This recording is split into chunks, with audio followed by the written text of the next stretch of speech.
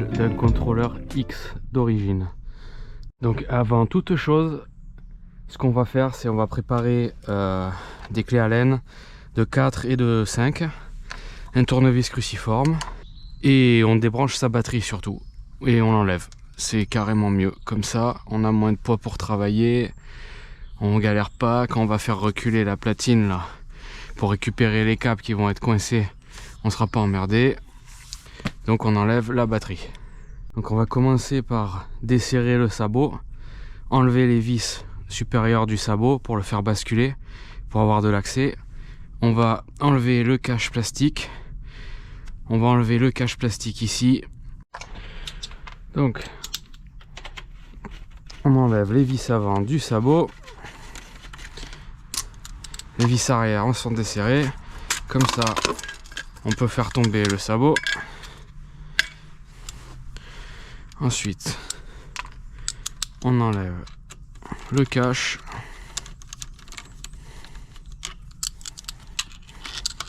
Donc il y a deux vis cruciformes dessous.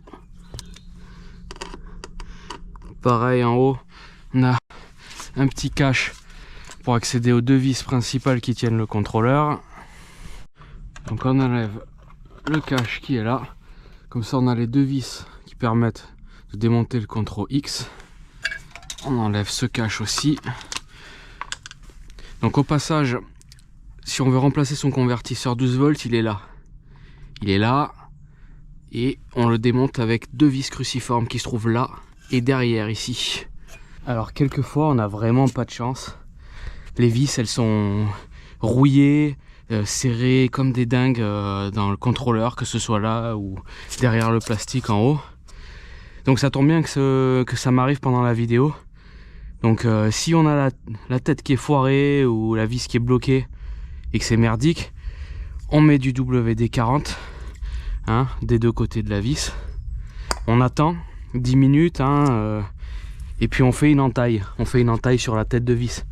Et après avec un gros tournevis, en faisant bien attention, ben ça vient quoi. On arrive à sauver la vis. Bon, je l'ai déjà débloqué. Mais voilà, ça c'est une technique qui marche quoi. Bon, vu que je me suis fait avoir que j'avais une vis merdique comme ça de l'autre côté, qui était bloquée à la mort dans le contrôle, je vais mettre du WD-40, un petit peu. Hop. Et je vais attendre 5 minutes avant de toucher à ces vis. Moi j'ai vraiment pas de chance, et c'est pas la première fois que ça m'arrive. Ces deux vis là elles sont bloquées comme jamais. Donc ce qu'il faut faire quand c'est comme ça, c'est de démonter les deux vis qui sont là. Comme ça on va faire sortir le contrôleur avec son support. Et pour pas galérer à sortir les prises du contrôleur qui sont là-haut, on dévisse les deux vis du 4 comme ça, ce qui permet de basculer la totalité du support là. Et comme ça on peut venir tirer les prises du contrôleur par derrière, par en haut, avec beaucoup plus d'accès. Ce qui nous intéresse, c'est de venir récupérer les trois prises qui partent du contrôleur, c'est-à-dire la 9 pins, la 8 pins et une prise à 3 fils qui est sur une prise triangulaire. Donc la prise 9 pins, donc on appuie sur le truc pour la sortir. Voilà, on peut débrancher le klaxon s'il nous gêne aussi. Donc cette prise 3 fils là, qui sert pour envoyer des informations entre le contrôleur et le compteur. Et enfin on finit avec cette prise 8 pins ici. Toc. Et voilà. Donc là nous avons nos trois prises du contrôleur. Ensuite on le fait venir vers nous. Hop, sans forcer. Et là on voit le support qu'il va falloir récupérer. Et le tilt sensor qu'on va virer. Maintenant il ne nous reste plus qu'à dévisser les deux fils de ligne et les trois fils de phase. Le tilt sensor, c'est le capteur de chute. C'est ce machin qui fait que la moto peut se couper en plein milieu d'un saut et vous faire tomber en avant. Donc pour l'enlever, il suffit de le débrancher et de tirer gentiment sur son support silent block. Hop, je dis gentiment, mais ça tient sacrément bien. Donc on le fait bouger, le caoutchouc. Et voilà, c'est sorti. Hop, donc on a démonté les fils de phase, les 2 fils de ligne. Et on est tout bon. Et maintenant, on va s'occuper de ces 2 vis qui sont complètement coincées. Donc l'idée, ça va être de bloquer dans l'étau le support et de faire tourner le contrôleur. Mais il faut déjà en virer une. Mais là, je vais pouvoir mettre du WD-40 et laisser agir. On voit bien que c'est rouillé, hein, saloperie. Bon, ça, on n'y touche pas, bien sûr. Hein. Donc, on va mettre le produit.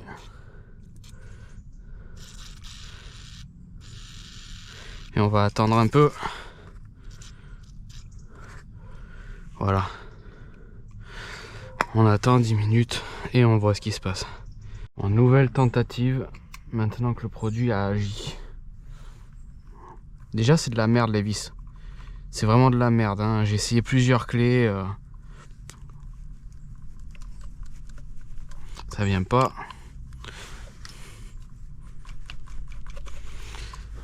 Ça vient pas du tout. Vous cliquez.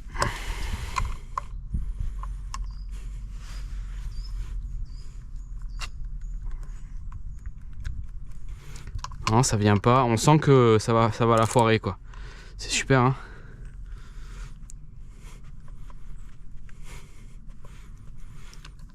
Ok, la bonne nouvelle, c'est que j'en ai eu une.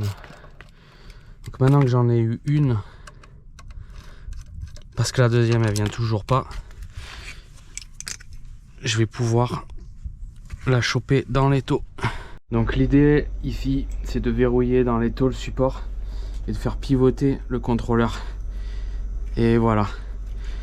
Comme ça, on a eu la vis. Ça se dégrippe un peu. Et on va finir avec la clé. Donc maintenant que ça s'est déverrouillé, hop, on récupère la vis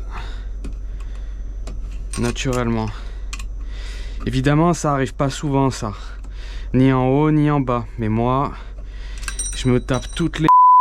Voilà, donc pour rappel, maintenant que j'ai remis la pièce à sa place, le contrôleur, il était fixé dessus, comme ceci. Et normalement, on le démonte ici, tout simplement. Bon, du coup, quand on en est là, on n'a plus qu'à brancher le nouveau contrôleur. Hein. La plupart des contrôleurs se branchent tous sur ces 2 prises là. Hein. La 8 pins et la 9 pins qui se trouvent ici. Hein, en général, on se branche là-dessus. Et puis, on branche les phases et la ligne, quoi. Et tout va bien. Hein. Voilà pour le démontage du Contro X.